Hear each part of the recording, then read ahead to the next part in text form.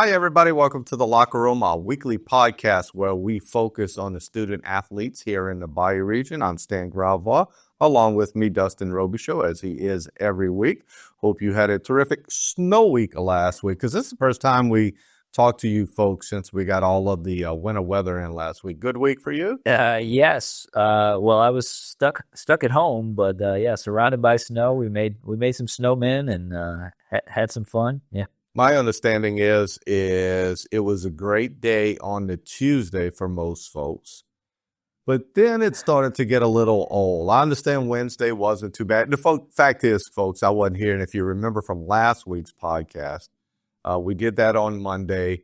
I went out of town, so I was not around for the snow. Didn't see any of it, to be quite transparent, but was getting texts, a couple from you, but a lot from family, saying that it was a snow like we've never seen it. Oh, it was a lot of snow. Yeah, we had around 10 inches in my front yard. Is that right? Yeah. Well, listen, what it did do was it knocked out all of the sports in our local parish for the week. So basically, everything related to basketball, to soccer, to powerlifting, all got put on a little bit of a hiatus for the week, and they really got kicked off again. Again, transparency, we're doing this on Tuesday instead of Monday. We usually release on Monday. We are releasing on Tuesday simply because I just got back into town yesterday.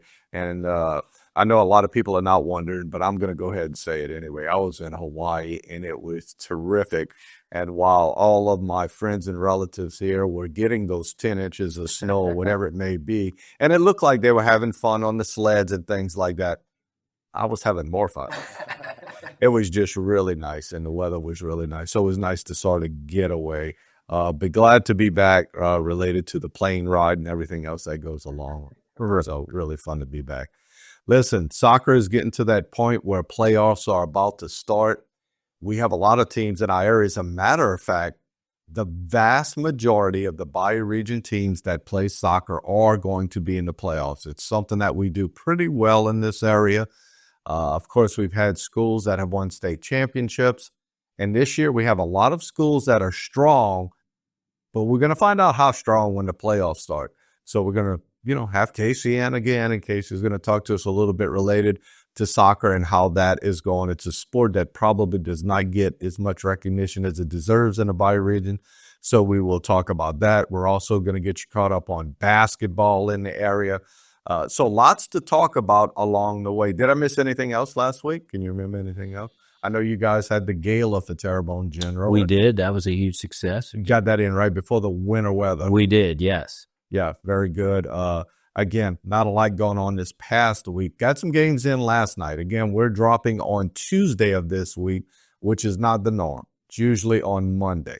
I'd also ask this, if you guys have not subscribed, go ahead and subscribe to our podcast. You do it at the bottom. You get notifications of when it is released. But it's a good way in general just to keep up with the high school sports in the area. What happened the past week, what's going to happen the upcoming week. Again, we usually have Casey on, and Casey is a wealth of information related to high school sports in our area. Also want to remind you that we have chapter marks. So if you want to get to a specific part of our podcast, if our podcast happens to be 35 minutes, but you want to get to a particular coach or a particular topic, just look down at the bottom and you can see all of the chapter marks if you are watching us on YouTube. And of course, you can listen in your car on YouTube or Spotify. So we're very happy to be on those formats. Again, our job is just to promote those high school kids throughout our Bayou region. So without further ado, we're going to bring in our friend Casey, and we're going to talk some soccer. I'm so happy to have Casey here with me. First of all, how was your snow days last week? This is the first opportunity we have to talk to you since last week, and I kept up with everything on Bayou sports related to just sounded like the fun you were having. Was it fun for you, or was it a chore? Oh, it was a lot of fun, man. You see the stuff come down, and look, you see it in the movies, you see it on TV. Never did you envision that you would get 10 inches of snow here in southeast Louisiana, but to be able to, have life slow down for a little bit, get outside, enjoy the time with family. It was wonderful. Now I'll say this, don't want it every year, maybe just every 5 to 10 years. But it was fun while I was here for sure. The story I got from everybody being out of town was that the first maybe day of it was okay. And then after that, you can move on now if you want to move on. But what it did do was it certainly put a lot of cancellations related to high school sports and basketball games when I played, obviously trying to be safe along the way. The one sport sometimes I make fun of that I just can't believe they do in all kinds of inclement weather is soccer. And even soccer canceled some games because of this snow. So, it was pretty bad out there. And I know you have family, and I know you had a lot of fun related to, just getting out there in the snow with your nephew and things like that. So when you just made the comment, it slowed life down a little bit, that probably makes a little bit of sense. 100%, man. It was a time that, I was thinking about this when we were playing with the nephew outside. Like, he's going to remember this for the rest of his life. Like, he's going to be an 80-year-old man someday saying, yeah, I remember the time. I mean, and that's what it's all about, making memories. And look, over at Bayou Sports Facebook, we shared a status encouraging people to share photos of their respective student athletes. And it was cool to see the kids be kids, We're so used to seeing them compete and, trying to win games. And, to see these kids, doing TikTok dances and throwing snowballs, it was awesome to see them just be kids again. One comment I got from a lot of family members and friends, they said, you missed it. And I was like, yeah. And I says, but when you sit down and you make that list of, would you rather be here for the biggest snow our area has ever seen, or would you rather be, and you could make that list of where would you rather be, where I was at was one of them that I would rather have been there. So that being said, I am sorry I missed it. I wish I would have been here for a couple of hours just to see it. But as I was actually walking on a beach in Waikiki, I didn't worry about it too much. Glad that everybody, it seems like, unless you know something, and maybe you could report on this just a little bit for us, seems like everybody made it through safe related to sports. No gyms messed up, no fields are in peril related to soccer as they move forward, right? And not that I've heard, everything seems to be okay. I've heard reports of basketball this week. Everybody's still going on as scheduled. So that would tell me all the gyms are okay. All the football fields got out okay. So, baseball, they were trying to thaw out infields and see if it would kill the infield grass. So there was maybe some little concerns there. But other than that, I think everything is going to be good to go.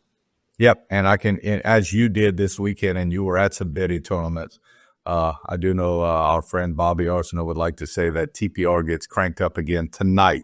Again, we didn't drop this show on Monday. We're dropping it on Tuesday.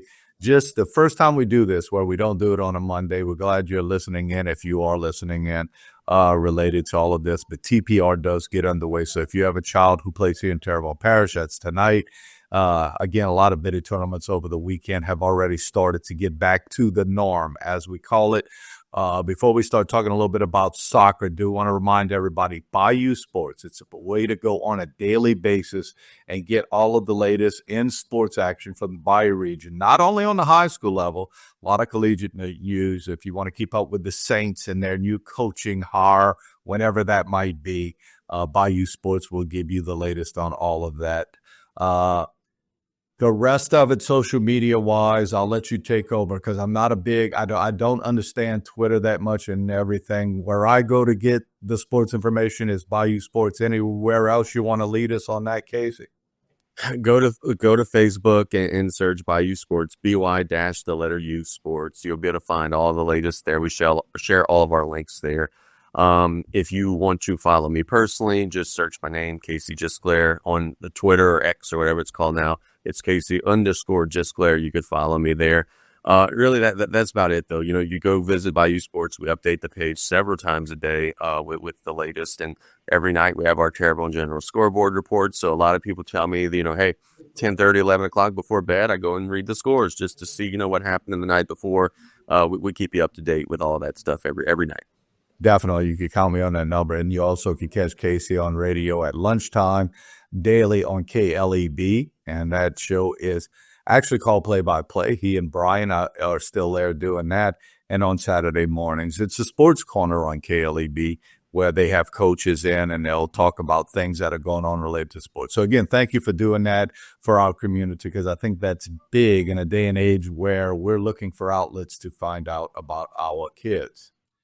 That all being said, a sport we sort of neglect. And the truth is that it's hard to get out to see some of the games when you're trying to cover basketball and you're trying to make sure you understand what's happening with powerlifting and everything else and all of the recreation sports in that soccer. But soccer is sort of coming to its conclusion, its climax for the year, and we have some teams that do pretty well. You wrote a nice little story on Central Lafourche, district winners again, but there's something special about that program at Central Lafourche, both boys and girls, right?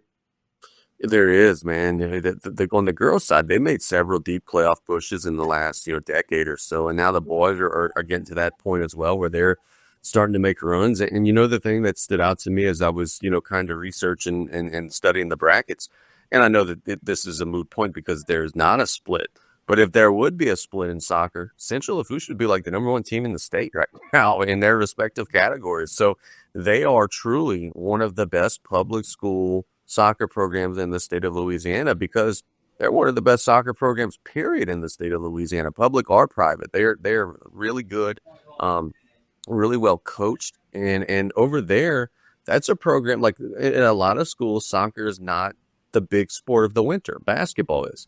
Over there, Central Lafourche takes that stuff seriously, man. Big crowds, big numbers on the teams. They treat it as it'd be a major sport, and they do a tremendous job each and every year.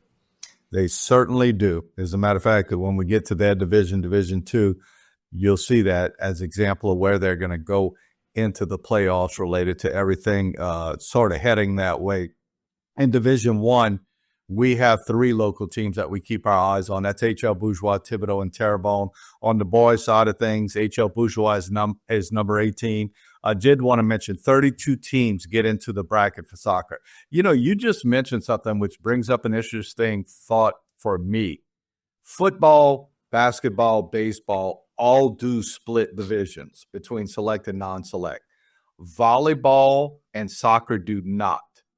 And those two sports have coaches locally who have been screaming to high heaven for the last couple of years saying, come on, man, really?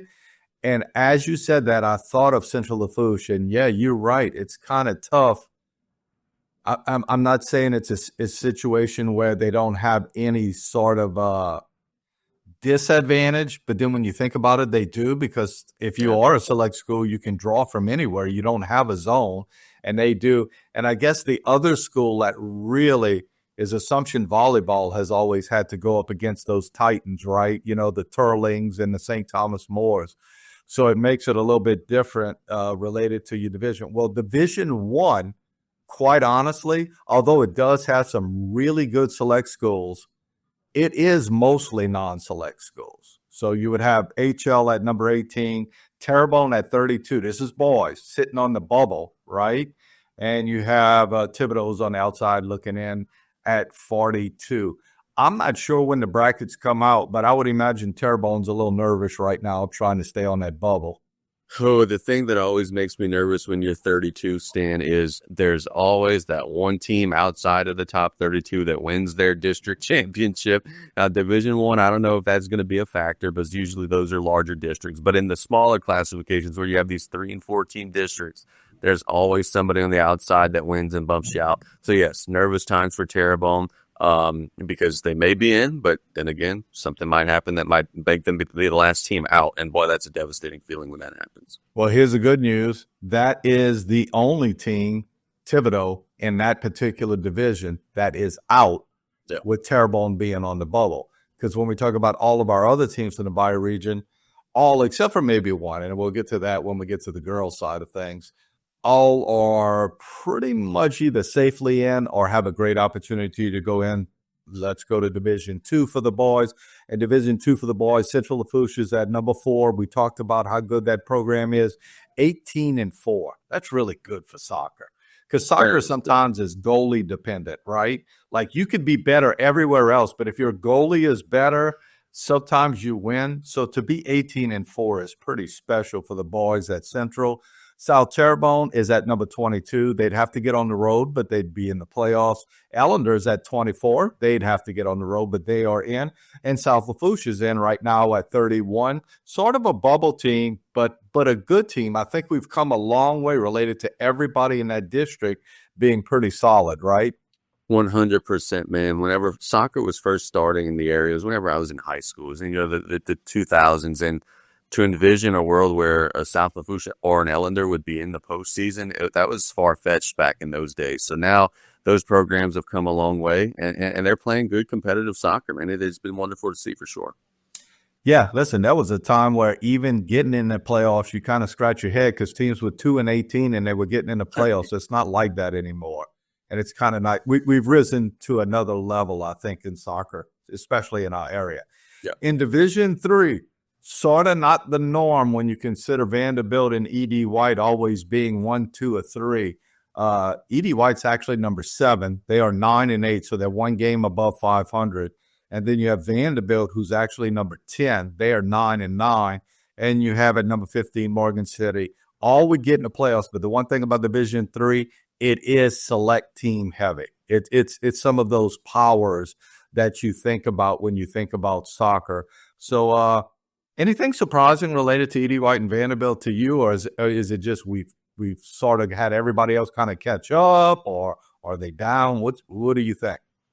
I think it's a combination of a couple things. Maybe this isn't as talented of some E.D. White and Vanderbilt teams as we had in years past. And then also, they just schedule so darn hard, man. They play so many difficult games during the course of the season, get beat up a little bit, and that's why the records are what they were.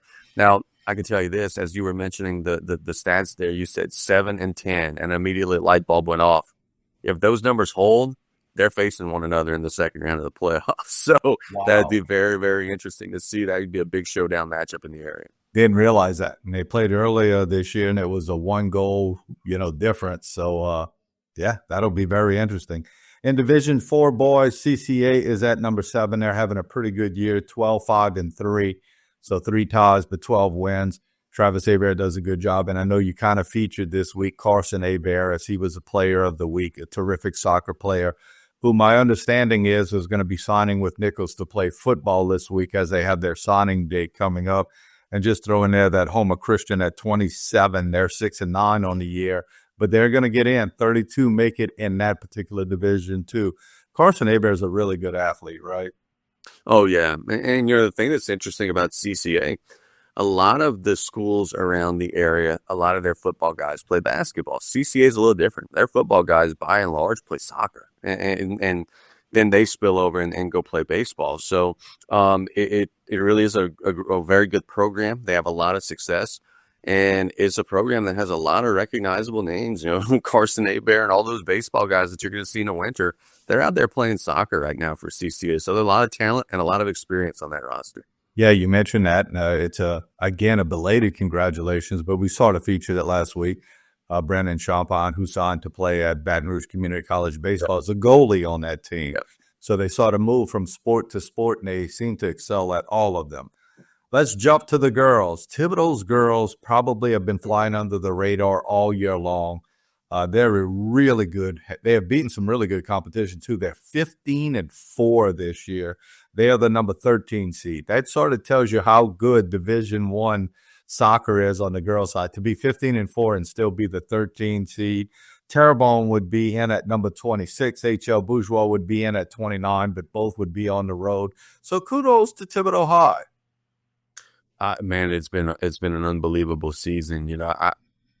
I don't know the history before my time as a reporter in terms of local soccer, but Thibodeau has not been this good on the girls' side for the soccer any time that I've been in the area covering. So for them to have this type of a season, that group of girls working hard, and you mentioned they beat some quality teams. Like, they're capable of getting into the playoffs and making a little push here. So congratulations to them, as well as to all the other local teams that are going to be, postseason bound.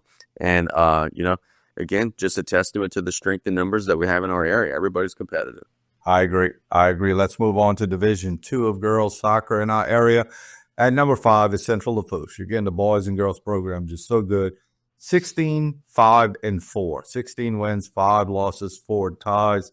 South Terrebonne going to get in there, one game above 500. They're at 16, maybe a home game in the first round. They're sort of sitting on that bubble, but they're definitely in. South Lafourche's girls are one game out. They're 6-13. South Lafourche's schedule has been improved over the years too. So when you saw 6-13 from 2005, I don't feel like it's the same 6-13 that you see in 2025, right? No, correct. And just think about it like this. We've been spending this segment talking about how everybody's gotten better. If you just play a local schedule, it's more difficult just because everybody's gotten better. So that's 6-13 there. Look, they're rebuilding. That they're very, very young on the soccer side. Doesn't look like it'll be a playoff year this year. But in the future, I think that they'll be there for sure. Ellender's probably out at 39. So that was the other team I said that might be out of the playoffs with no chance of getting in. By the way, and I'll use a quote that Casey Gisclair uses a lot. He didn't invent it. I don't think you invented this, but you often say iron sharpens iron. And the more our teams in the area get better, the more everybody gets better. And I think that's sort of what we're seeing also. Let's move down to Division III in the girls bracket, and that is always a bracket that Vanderbilt Catholic and E.D. White's girls do well in. They're not seated, again, as high as we have been accustomed to in the past years. Vanderbilt is at number 6. E.D. White is at number 7. I don't know, in your calculated mind, does that mean that they may meet up fairly soon in the playoffs? I'm not sure how it works because there are 32 that go in. They could meet in the quarterfinals, perhaps, should they both continue to advance. The thing with them, Vanderbilt, I think on the girls' side is much better than number 6. Look, earlier this season they beat Parkview Baptist, ended a multi-year winning streak for Parkview Baptist. So they got kicked around a little bit because of a tough schedule. But I think most of the people around the state that follow this stuff pretty close think that Vanderbilt is one of the on the short list that can win it all. E.D. White, when they play well, they're also in that same number. But I would say that, you see 6 and 7, you would say, hey, those teams would be really even. I think Vanderbilt's a little ahead of E.D. White in terms of the pecking order there on the girls' side. 27 is Morgan City. They'll get in, but all probability they'll be on the road. They're actually 4-16, so they can't slip up very much along the way. And finally, in Division IV, CCA is at number 19. They will be in. They're one game above 500, along with Homer Christian, who's at 22. So both of those teams will be on the road.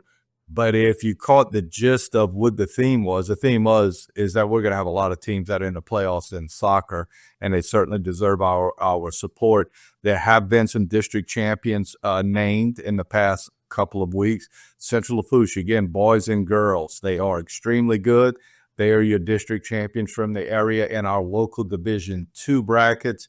In Division I, unfortunately, with H.L. Bourgeois, Terrebonne, and Thibodaux having Hornville around, Hornville sort of dominates things. Surprise, surprise, a river team sort of dominating that district. But that's the case there. And in Division III, the girls from Vanderbilt actually won. It was extremely close, between them and E.D. White and even Morgan City.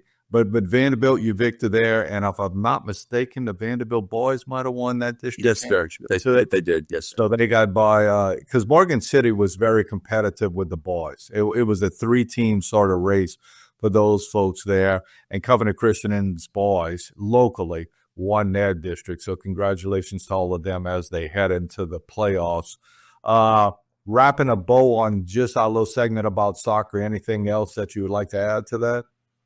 Not really, man. Just going out and support those teams whenever they have those home playoff matches, man. The one thing that I always said is it's exciting. Even if you don't know the rules, even if you don't understand the sport, just see the athleticism and the camaraderie. And, at a lot of the venues in the area, the students go out. Yeah, if you got a home soccer match in your neighborhood, go check it out. Those kids deserve the support for sure.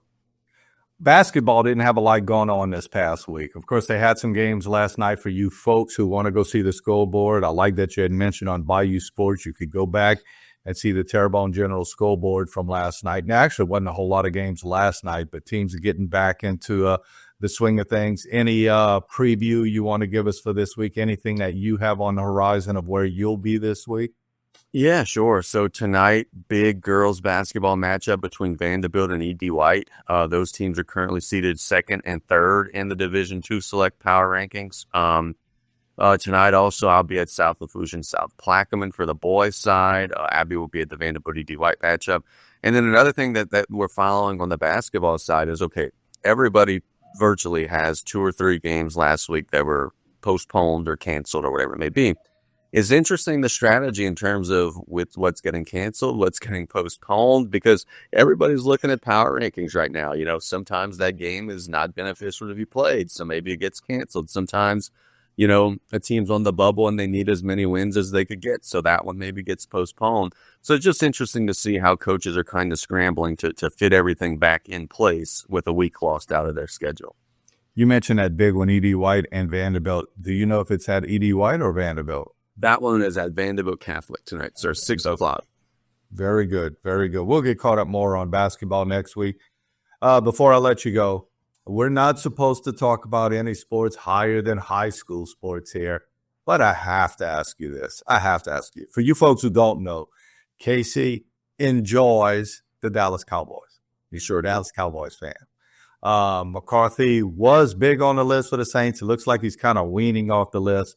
Your thoughts on Mike McCarthy being the next Saints coach? Is it something you like or didn't like?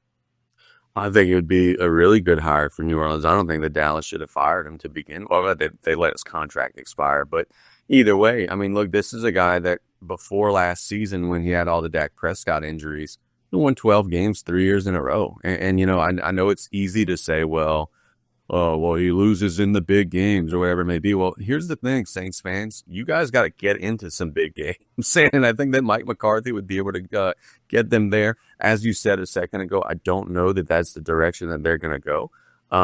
But should it be Mike McCarthy, if you're a Saints fan, you got to say, man, with the situation that we're in right now, with an aging roster, maybe not having the best quarterback, if you could get a coach who's won a Super Bowl before and who's won 11 playoff games, you got to take that and you got to run with it. Well, the numbers don't lie. And when you look at Mike McCarthy's numbers, they're really I was going to say they're really not bad. I'm going to rephrase that. They're pretty good. Yeah. And I thought, you have this opportunity when a lot of other people are running away from the job, right? I mean, they're just leaving left and right. I wonder what Casey thought about McCarthy, because supposedly the front office of the Saints has sort of cooled on him just a little bit. And I was wondering, especially if they're going after Kellen Moore, I'm like, well, wait a minute. The Cowboys actually sort of got rid of Kellen Moore. Yeah. And why are you looking at things like that? The other thing I would ask you too, as again, we're not supposed to be talking about this stuff, but I always find it interesting. And we all talk about the Super Bowl. I am under the, the spell of what a lot of people are.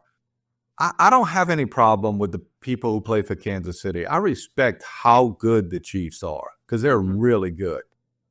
But I'm sort of tired of it. I'd like to see something else.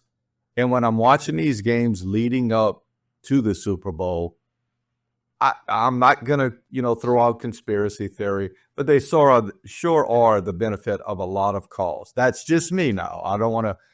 What say you? Are you ready to say, hey, go Chiefs, they're the best team, let's go? Or what is your take on the playoffs leading up to the Eagles and the Chiefs coming into New Orleans? Well, first and foremost, as a Cowboys fan, I'm reluctantly rooting for them in the Super Bowl because I can't root for the Eagles, right? But in terms of, what you just said a second ago, there's some monotony there, man. Every single game, it's the same thing. Okay, well, it's going to be close in the fourth quarter, and the Chiefs are going to find a way to win, and there's going to be a controversial call or two along the way. It's like we've been watching the same movie for the last 2 or 3 years on repeat. So I understand the frustration, but it also is amazing, Stan. This how difficult it is to win in the NFL. Just go look at their schedule. They were 15-2 during the season. One of the losses was against Denver, a game that they weren't even trying to win at the end of the season. But Stan, they haven't blown anybody out. Like, they win by 6 points, 3 points, 4 points. Like, they win every close game, which in an NFL which has so much parity, that's impossible. But yet that's what they do every Sunday. They find a way to just gut one out at the end. It's incredible. It is incredible. I will say this. As you and I have just talked about this for the last 4 minutes on a show that's not supposed to talk about the NFL, as the general media is going nuts on everything from how great the Chiefs are to how lucky they are to it's all, rigged. The NFL's loving it all. man. Yep. Loving it all, right? Cashing them checks, brother. Cashing them checks. Thanks for your time, as always. It's good to get caught up with you. Stay, warm, but I think we're good, although I hear there's another little Arctic thing coming down. And again, we'll catch up with you next week, and it's basketball playoff time next week. We'll let everybody know what happened with soccer and what's happening with basketball next week. Always good to have you on, Casey. Thank you very much. Yes, sir. Have a great week, buddy. All right, talk to you later. Always good to have Casey with us. That's our show for today. Getting hot and heavy with basketball. We're going to know who's in the playoffs next week, folks. So we're going to let you know. And you say, well, wait a minute, the brackets come out? Not necessarily, but we're at a point in the season where we know who's in and who's out. The pretenders and the contenders, it's all sort of coming together. So we'll let you know related to basketball. We'll let you know things related to coaches in the area, kids in the area who have done some things that are pretty special. So again, we hope that you stay warm. We haven't totally gotten rid of the cold weather yet. And next week, we'll give you more information related to our Bayou region sports. Thanks for tuning in. We'll see you next week.